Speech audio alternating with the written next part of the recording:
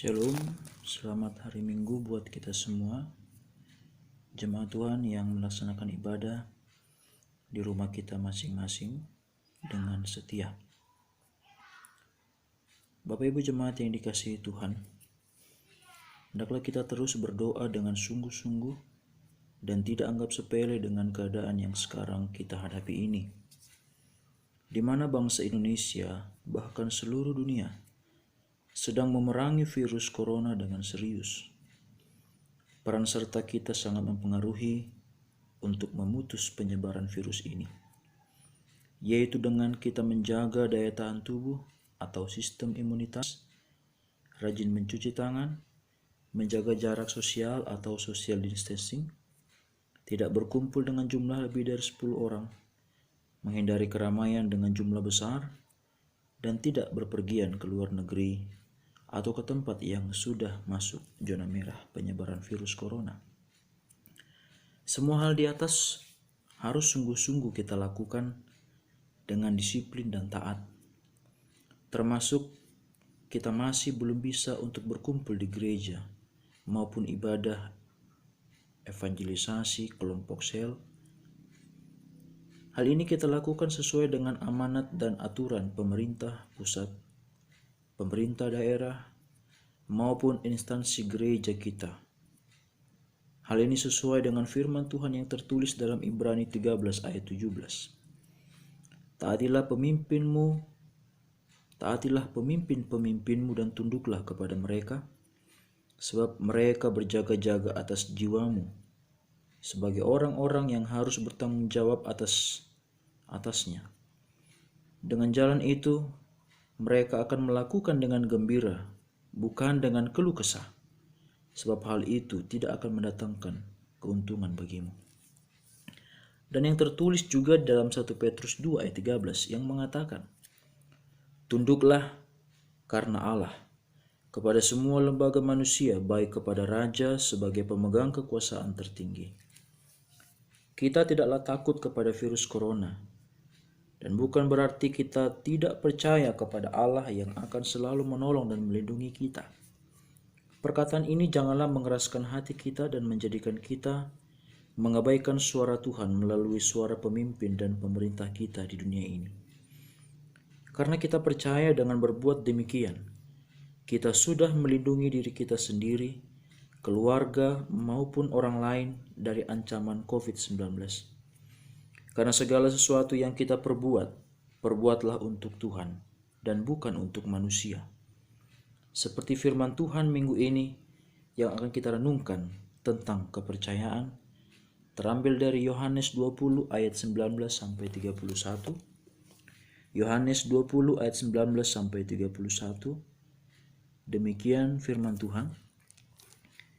Ketika hari sudah malam pada hari pertama minggu itu, berkumpulah murid-murid Yesus di suatu tempat dengan pintu-pintu yang terkunci, karena mereka takut kepada orang-orang Yahudi. Pada waktu itu datanglah Yesus dan berdiri di tengah-tengah mereka dan berkata, "Damai sejahtera bagi kamu." Dan sesudah berkata demikian, ia menunjukkan tangannya dan lambungnya kepada mereka.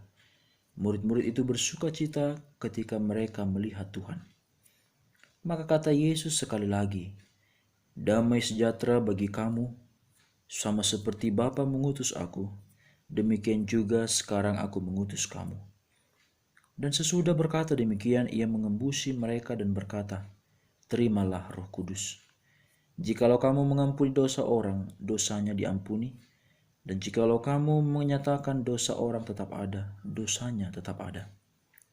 Tetapi Thomas, seorang dari ke-12 murid itu, yang disebut Didimus, tidak ada bersama-sama mereka ketika Yesus datang ke situ. Maka kata murid-murid yang lain itu kepadanya, "Kami telah melihat Tuhan."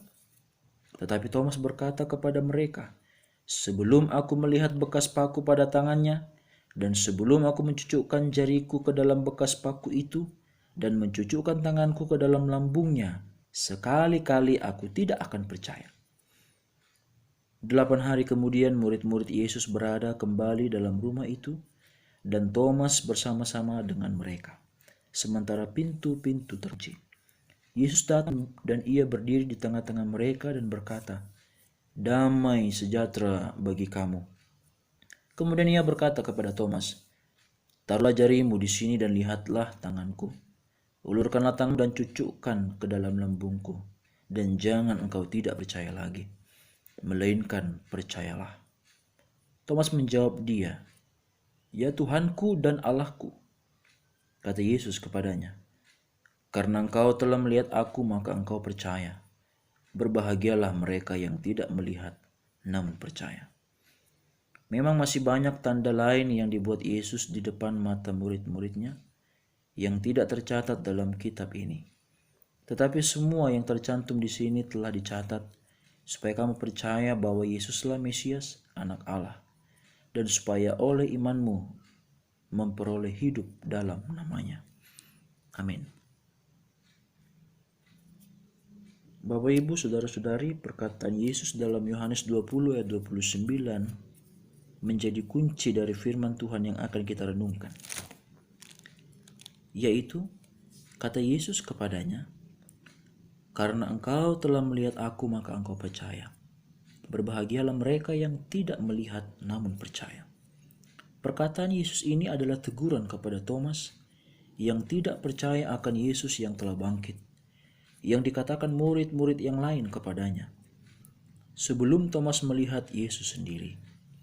Teguran ini menjadi peringatan yang keras kepada Thomas akan hatinya yang keras, yang menjadi peringatan yang lebih mengandalkan kemampuan dan kekuatan Thomas sendiri, yang tidak mau percaya perkataan murid-murid yang lain yang menjadi saksi akan kebangkitan Yesus. Sehingga ketika Yesus sendiri yang menegur dan memperingatkan, Thomas tidak dapat mengelak dan tidak dapat menjawab apapun kepada Yesus. Melihat keadaan pada masa sekarang, masih banyak orang-orang yang seperti Thomas yang tidak mau percaya kepada Tuhan melalui perkataan orang lain, perkataan teman, perkataan tetangga, perkataan keluarga, perkataan hamba Tuhan, bahkan perkataan pemimpin di dalam pemerintahan wilayah maupun daerah. Thomas mengabaikan semua perkataan murid-murid yang lain itu karena pada saat Yesus menampakkan diri kepada murid-murid yang lain itu, Thomas tidak bersama-sama mereka. Ayat 24. Alkitab tidak menyebutkan kemana Thomas saat Yesus menampakkan diri kepada murid-muridnya. Yang pasti adalah Thomas tidak bersama-sama dengan murid-murid saat Yesus menampakkan diri. Dua hal yang harus kita pelajari dari kehidupan Thomas untuk iman kita, yaitu yang pertama, Thomas tidak bersama-sama murid-murid Yesus yang lain yang melihat Yesus. Pertanyaan yang muncul adalah, kemana Thomas ketika murid-murid yang lain berkumpul? Kenapa Thomas tidak ikut berkumpul bersama murid-murid Yesus? Konteks pada saat itu, murid-murid Yesus berkumpul di suatu tempat, sebut saja rumah, karena mereka takut kepada orang-orang Yahudi. Ada pada ayat 19. Namun Thomas merasa pemberani dan keluar dari rumah tempat mereka berkumpul dan mengabaikan kebersamaan di dalam rumah pada saat itu. Dan akibatnya, Thomas yang merasa pemberani itu dan yang mengabaikan kebersamaan di rumah itu tidak melihat Tuhan yang menampakkan diri pada waktu itu. Yang kedua, Thomas mengandalkan kekuatan dan pola pikirnya sendiri. Setelah murid-murid Yesus yang lain melihat Yesus, mereka memberitahukan Yesus yang mereka lihat kepada Thomas. Tetapi Thomas punya pola pikir sendiri yang dianggapnya sebagai hal yang benar. Thomas mengatakan kalau ia tidak melihat bekas paku pada tangan Yesus, mencucukkan jari pada bekas paku itu, dan mencucukkan tangan pada lambung Yesus, maka Thomas tidak akan percaya.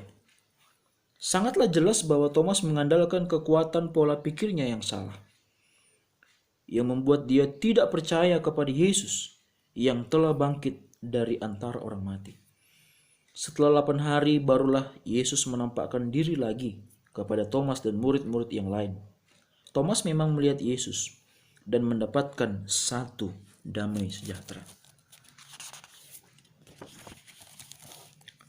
Maka Bapak Ibu yang dikasihi Tuhan Yesus Kristus, Allah ingin kita melihat Yesus dan mendapatkan damai sejahtera dari Yesus.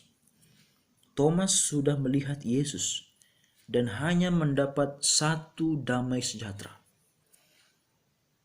Kita bisa hitung di dalam Yohanes 20 ayat 19 sampai 31 ini bahwa ada 3 perkataan damai sejahtera bagi kamu yang diucapkan Yesus. 2 diucapkan Yesus ketika murid-murid yang lain berkumpul di penampakan dirinya yang pertama. Lalu 1 damai sejahtera bagi kamu dikatakan Yesus ketika Thomas bersama-sama murid-murid itu.